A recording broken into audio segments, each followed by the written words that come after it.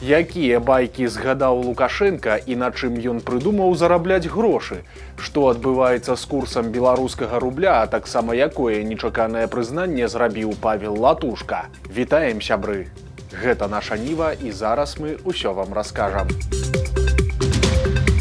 Лукашенко зноў заявіў, што беларусы гэта рускія са знакам якасці і нарадзіў новую неверагодную бізнес-ідэю. У суботу у аграгарадку Ляскавічы Гомельскай вобласці, дзе размешчаная адна з рэзідэнцый беларускага кіраўніка, прайшоў фестываль «Кліч Палесся». На гэты раз хэдлайнерам мерапрыемства стаў асабіста Аляксандр Лукашенка. Яго вітальны спіч быў поўны прапагандысцкіх і далёкіх ад праўды штампаў пра тое, як у Беларусі захоўваюць гістарычную спадчыну і што падобныя фестывалі аб'ядноўваюць усіх славянаў, у першую чаргу беларусаў, рускіх і украінцаў. Не абышлося і без міфаў пра тое, як малады першы прэзідэнт уратаваў палешукоў ад галоднай смерці. Я помню по колено в пыли летом, встречаясь с людьми из Лясковича, окружающих деревень, я часто это вспоминаю, я услышал главное. Одна старушка подошла и от имени всех: деточка, помогите с хлебом. Хлеба не было. И тогда я потребовал от военных перебросить сюда военные пекарни. И это наша была с вами первая пекарня, которая произвела горячий хлеб для наших палешуков. Па словах Лукашэнкі, пацверджаннем яго асаблівага стаўлення да поўдня Беларусі з'яўляецца ўжо другая праграма адраджання Палесся. Але ж чаму не дала плёну першая і чаму рэгіён пастаянна патрабуе аднаўлення, нязменны кіраўнік краіны тлумачыць не стаў. Гасцям свята Лукашенка паабяцаў дастойныя умовы жыцця і што інфраструктура вялікіх аграгарадкоў будзе не горшай, чым у гарадах. Праўда, калі гэта здарыцца, ён таксама не паведаміў. Сходу Лукашенка знайшоў новую патэнцыйную крыніцу даходаў для Беларусі. З чыстым паветрам, якое ён хацеў прадаваць на захад, пакуль не атрымалася. Дык, можа быць, атрымаецца з вадой. Мы живем, говорят, на болоте. Да не на болоте. К нашему счастью, здесь огромное количество воды, без чего страдает весь мир. А у нас этого добра хватает. Только надо этим нормально распорядиться. У выніку ўзнагароджання званнем ганаровы палешук скончылася лекцыяй былога прафесійнага гісторыка. І ў запале Лукашенка зноў паўтарыў сваю знакамітую фразу пра тое, што беларусы гэта насамрэч рускія, але са знакам якасці. Белорусы — это ёмкие, крепкие люди. Да, наверное, палешуки со знаком качества, хотя я иногда говорю россиянам: белорус — это русский со знаком качества. Они иногда, некоторые даже обижаются. Я говорю, ну против истории не попрешь, что тут обижаться? Белорусы — это настоящая нация, которая увособила, впитала в себя и людей с Израиля, привычки, навыки, традиции, и с Востока, и Европы, и отсюда, от Киевской Руси и выше. Поэтому этого стесняться не надо. Надо говорить так, как оно было. Таксама Лукашенка пераказаў яшчэ адну старую байку пра тое, як аднойчы на Прыпяці ён вылавіў гіганцкага сома. У верасні 2013-га рыбіна важыла 57 кілаграмаў, ну а цяпер стала на 3 кілаграмы лягчэйшай. Па словах Лукашэнкі, сом глядзеў на яго такімі сумнымі вачыма, што пасля гэтага ён адмовіўся рыбачыць на гэтую рыбу. Ну а затым кіраўніка Беларусі, які дзесяцігоддзямі будуе вобраз савецкага чалавека і усяляк саромеецца свайго паходжання, разам са шпіцам умкам павадзілі па так званых падвор'ях народных майстроў. У нейкі момант жанчына, якая праводзіла экскурсію, настолькі расслабілася, што нават повесила Лукашенку на пинжак командировочную лыжку. А еще, знаете, у нас еще лыжка командировочная есть. Вот, у нас, знаете, как можно вот так вот. О, и все, и командировку поехали. А вдруг пригодится? Александр говорит, можно командировочная. Это липовая. Липа, да. Липа, где роза. Какое дерево попадаешь, такое дерево? Ну, мне уже мед уже подарили. Ну так и что, если надо, вы же командировку ездите, то почему нет? Да. Конечно. И Да, командировочку. конечно, Давайте вы побольше командировочек. Мне Так вы хватит. Спасибо вам. Спасибо. У выніку Лукашенко так і хадзіў з гэтай лыжкай на кішэні, але ж пасля перадарыў прэзэнт жанчыне, якая пажадала яму жыць вечна. Это просто бабы слюнями обзойдутся. Вот это точно я кажу. У меня рука легкая, смотри. Легкая, мои золотые. Я уже до пенсии дожила, мои дороженькие. И дай Бог еще, чтобы людей походу. Конечно, мои золотые. Я уже пенсионер. Я лікі дякую, что в нашем агульном доме у нас головное, ребятки, чтобы мир был. Головное, и вам здоровья, и чтобы вы жили вечно в вашей хорошей команде. З'явілася непрыемная навіна пра валюту. Амерыканскі даляр зноў стаў даражэйшым за 3 рублі. Па выніках сённяшніх таргоў на біржы амерыканская валюта дадала адразу 2 капейкі і пераадолела чарговую псіхалагічную мяжу ў 3 рублі і 1 капейку.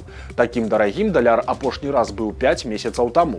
Ну а еўра пабіў рэкорд за 10 месяцаў і цяпер каштуе 3 рублі 49 капеек. Расійскі жа рубель у сваю чаргу абваліўся да мінімума за 1,5 года. 100 адзінак цяпер каштуюць 3 рублі 56 капеек. За лета беларуская валюта адкацілася да паказчыкаў пачатку года, а пра анамальнае ўмацаванне, калі ў маі даляр каштаваў 2 рублі 73 капейкі, больш нічога не нагадвае, і, відаць, пад цяжарам саслабленай расійскай эканомікі падзенне будзе толькі працягвацца.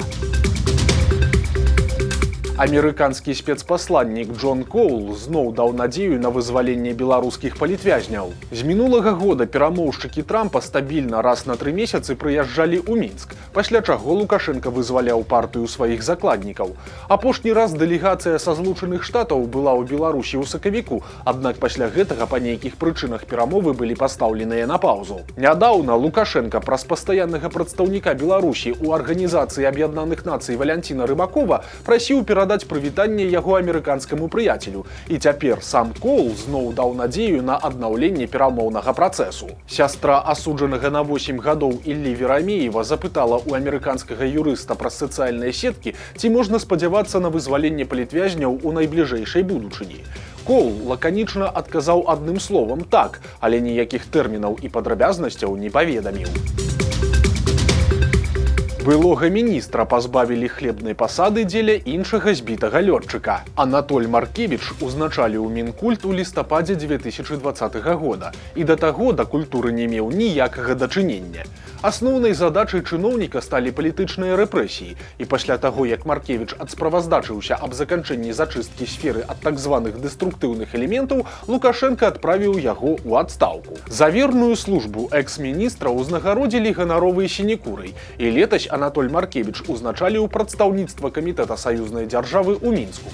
Гэта проста пасада мары для збітых лётчыкаў, бо пазваляе пры адсутнасці рэальнай працы зарабляць па расійскіх стаўках. Аднак даволі хутка Маркевіча пасунулі з хлебнага месца дзеля іншага былога топ-чыноўніка. Камітэт саюзнай дзяржавы нядаўна ўзначаліў Сяргей Налівайка, які доўгі час быў міністрам па падатках і зборах, а пасля стаў памочнікам Лукашэнкі па Магілёўшчыне. Маркевіча жа пакінулі ў структуры, але перавялі яго на ніжэйшую пасаду.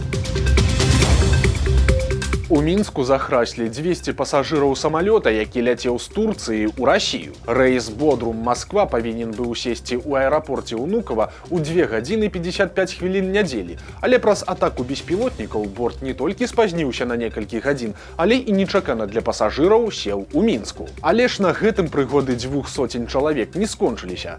Прадстаўнікі авіякампаніі заявілі, што праз мытныя абмежаванні самалёт не можа вярнуцца ў Маскву, і ў якасці альтэрнатывы пасажырам прапанавалі вяртацца ў Расію наземным транспартам.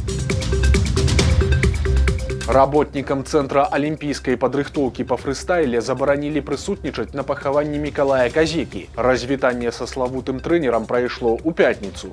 Апошнія гады Казека правёў у фактычнай апале, і ўлады зрабілі ўсё, каб смерць патрыарха беларускага фрыстайлу прайшла як мага больш непрыкметна. Дзяржаўныя СМІ цалкам праігнаравалі трагічную падзею, а ў сацыяльных сетках з'явіліся паведамленні, што на пахаванні амаль не было работнікаў Цэнтра алімпійскай падрыхтоўкі па фрыстайле, які быў сусветную славу менавіта дзякуючы намаганням Казекі. Па інфармацыі абазнаных крыніц, людзям катэгарычна забаранілі наведаваць жалобную цырымонію пад пагрозай звальнення.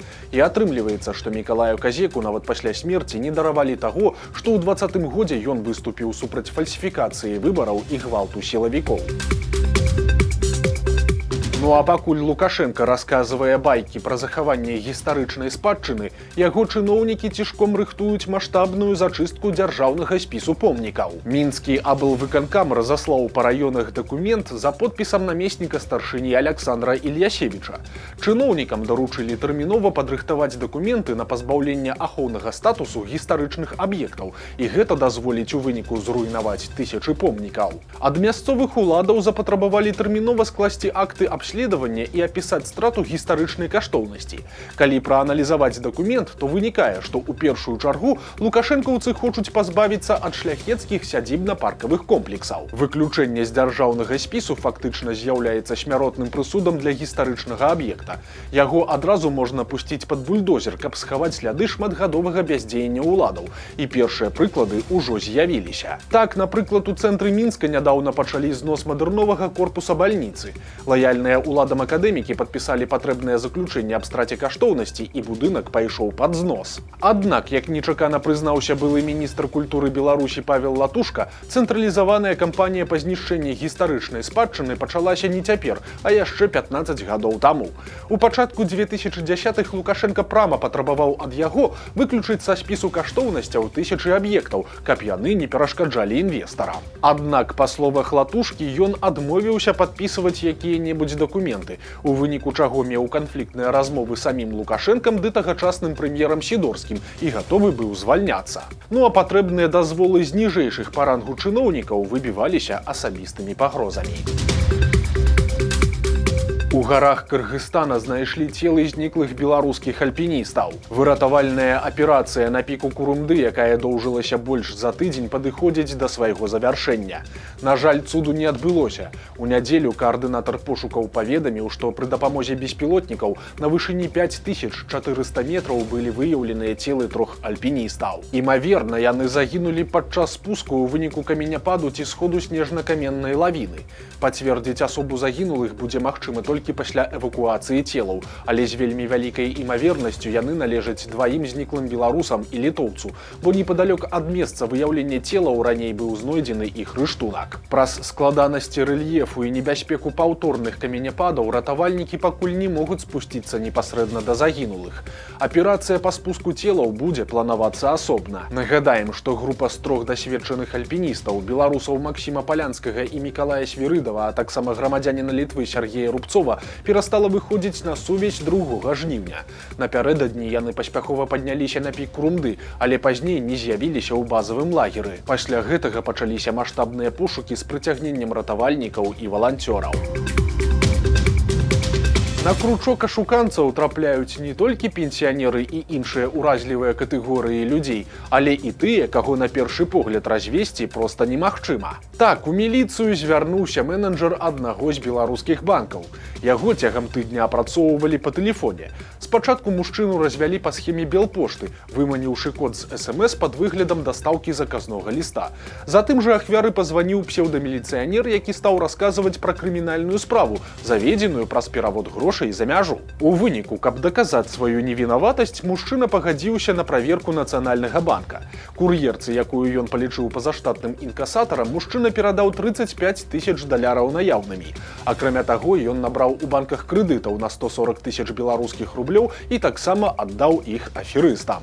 І толькі калі махляры перасталі выходзіць на сувязь, банкір звярнуўся ў міліцыю. Сілавікі змаглі толькі затрымаць кур'ерку, і ёй аказалася яшчэ адна ахвяра. Грошы ж вярнуць не ўдалося, і яны ўжо паляцелі далей па крымінальным ланцужку. У Слуцку настойліва спрабуюць знайсці новага гаспадара для драўлянага туалета. На 25 жніўня прызначаны аўкцыён па продажы будоўлі спецыялізаванага прызначэння. Пад гэтай пафаснай назвай насамрэч хаваецца двумесны драўляны туалет, пабудаваны яшчэ ў 75-м годзе. Калісьці гэтая канструкцыя належала дзяржаўнаму прадпрыемству насення траў, але цяпер распрадаецца як маёмасць арганізацыі даўжніка барысаўскага камбіната хлебапрадуктаў. Стартавы кошт лота 144 рублі. У чэрвені туалет ужо спрабавалі прадаць за 180, але ж ахвотных тады не знайшлося.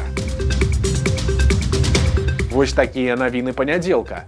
Падпісвайцеся на канал, стаўце лайкі альбо дызлайкі і выказвайце заўвагі ў каментарах. І, канешне, чытайце нашу Ніву, глядзіце нашу Ніву і любіце Беларусь. Да сустрэчы заўтра.